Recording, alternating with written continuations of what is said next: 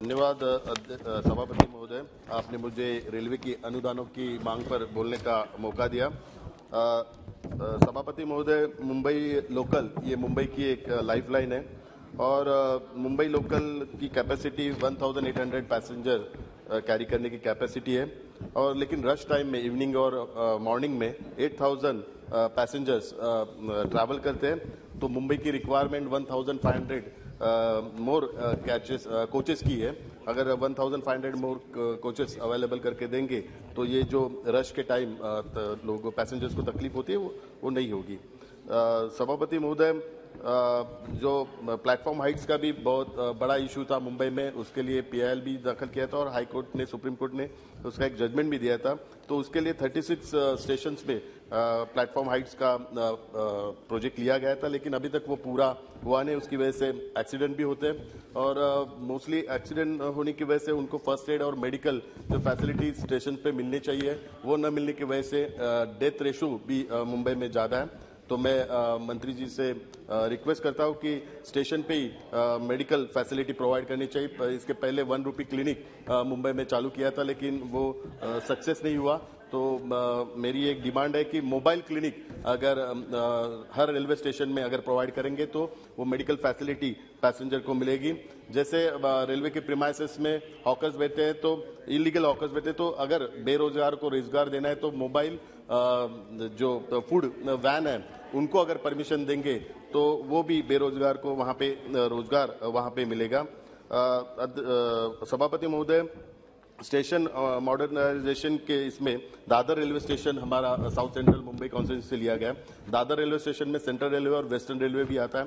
जब भी railway land development corporation ने उसकी डिजाइन बनाई तभी हमने एक सजेशन किया था कि दादर में हॉकर्स का और पार्किंग का प्रॉब्लम है। अगर वो रेलवे स्टेशन के यहाँ पे हॉकर्स को अकोमोडेट किया जाए और पार्किंग की फैसिलिटी वहां पे प्रोवाइड की जाए तो दादर का पूरा एरिया नॉन हॉकर्स फ्री हो जाएगा और पार्किंग के प्रॉब्लम से भी फ्री हो जाएगा। और उसकी डिजाइन वहां के लोकल आर्किटेक्ट उन्होंने भी बनाई थी। अगर वहां के लोकल आर्किटेक्ट को उनकी डिजाइन आप एक्सेप्ट करेंगे तो दादर पूरा हॉकर्स फ्री हो जाएगा। और अगर वो पायलट प्रोजेक्ट सक्सेस हो जाए तो पूरे मुंबई के सभी स्टेशन में हॉकर्स और पार्किंग की अगर व्यवस्था करेंगे तो पूरी मुंबई हॉकर्स फ्री हो जाएगी और जो पार्किंग का भी प्रॉब्लम मुंबई का सॉल्व हो जाएगा। सिग्नल्स जो रेनी सीजन में सिग्नल्स नहीं चलते, उसका मेन कारण है कि मुंबई में भारी बारिश होती है और दूसरे फ्लडिंग की वजह से भी बहुत सारे ट्रैक वहां पे काम नहीं करते। मेरे साउथ सेंट्रल कॉन्स्टिट्यूंसी में कुर्ला हो चुनाभट्टी स्टेशन मानसून में पूरा फ्लड वहां पे होता है, तो उसकी वजह से ट्रेन भी नहीं चलती है। तो फ्लडिंग के बारे में मैं सजेस्ट करना चाहता हूं कि रेलवे मिनिस्ट्री में जो मुंबई का ब्रिमस्टर्ड जो प्रोजेक्ट है, उस ब्रिमस्टर्ड प्रोजेक्ट के तहत अगर रेलवे ट्रैक की भी डिजाइन बनाएंगे तो वाटर डिस्चार्ज हो सकता है और फ्लडिंग का जो प्रॉब्लम है वो सॉल्व हो सकता है। तो मुंबई म्युनिसिपल कॉर्पोरेशन ने जो ब्रिमस्टर्ड का प्रोजेक्ट लिया हुआ है उसकी डिजाइन अगर रेलवे की इंजीनियरिंग डिपार्टमेंट ने एक्सेप्ट की तो वो डिजाइन के तहत मुंबई का जो रेलवे ट्रैक के इधर वाटर लॉगिंग होता है तो वाटर डिस्चार्ज होके वो प्रॉब्लम सॉल्व हो जाएगी। एसी लोकल्स के बारे में मुंबई के सभी मेंबर ऑफ पार्लियामेंट ने रिक्वेस्ट की कि एसी फेयर के बारे में रेलवे मिनिस्ट्री ने विचार करना चाहिए, क्योंकि बहुत सारे जो एसी लोकल की वजह से और वहां पे कम पैसेंजर्स होने की वजह से आजकल प्लेटफॉर्म पे क्राउड ज्यादा बढ़ रहा है, क्योंकि लोग नॉर्मल लोकल की वेट करते हैं और एसी लोकल बीच बीच में आने की वजह से पैसेंजर्स की वहां पे भीड़ ज्यादा होती है। तो वो एक बड़ा प्रॉब्लम मुंबई में बड़ा हो रहा है। तो मेरा एक सजेशन है, एसी लोकल में अभी 10 लोग जाते हैं और 10 लोग की वजह से रेलवे डिपार्टमेंट को 1000 रुपीज अगर रेवेन्यू मिलता है तो रिक्वेस्ट है अगर फेयर कम करेंगे तो 100 लोग जाएंगे, आपको रेवेन्यू भी 1000 का ही मिलेगा। तो पैसेंजर की संख्या बढ़ेगी, वैसा जो आपका रेवेन्यू का टारगेट है वो टारगेट अचीव हो सकता है। तो ये एसी लोकल के बारे में आप विचार करना चाहिए। सीनियर सिटीजन का जो सब्सिडी है उसके बारे में भी विचार करना चाहिए, वो भी बंद किया गया, तो वो भी पूरी सभी सीनियर सिटीजन की डिमांड है।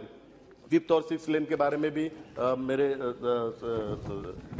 श्रीकांत शिंदे जी ने हमारे ये प्रश्न उठाया कि उनके क्षेत्र में 5th और 6th का काम पूरा हुआ है, लेकिन उसकी जो स्टार्टिंग पॉइंट है वो CST से लेके है। तो अगर 5th और 6th लेन का काम जल्दी पूरा हो जाएगा तो पूरा बेनिफिट MMR रीजन को मिलेगा।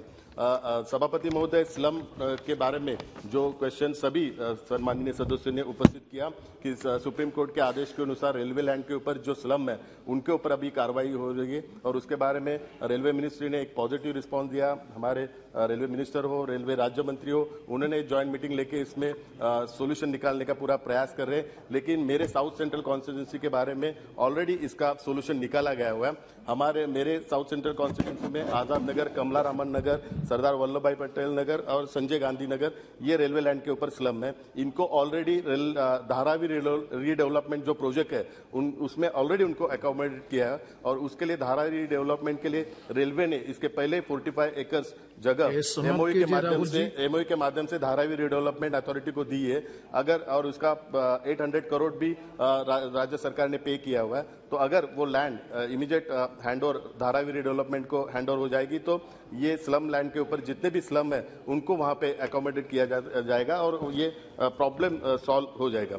सभापति महोदय, समाप्त कीजिए। Last CST Panvel elevated corridor के बारे में भी मैं माननीय मंत्री जी को रिक्वेस्ट करना चाहता हूं कि ये एक बड़ा महत्वपूर्ण प्रोजेक्ट था, लेकिन दुर्भाग्य से ये प्रोजेक्ट इम्प्लीमेंट हुआ नहीं है और इसका भूमि पूजन भी आदरणीय प्रधानमंत्री मोदी जी ने किया है, लेकिन भूमि पूजन होने के बाद भी अभी तक ये प्रोजेक्ट हुआ नहीं।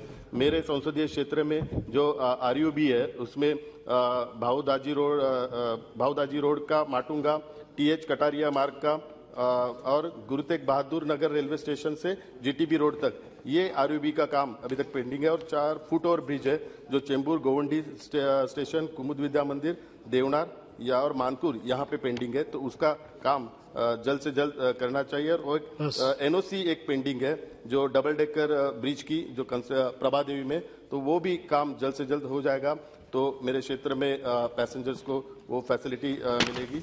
धन्यवाद।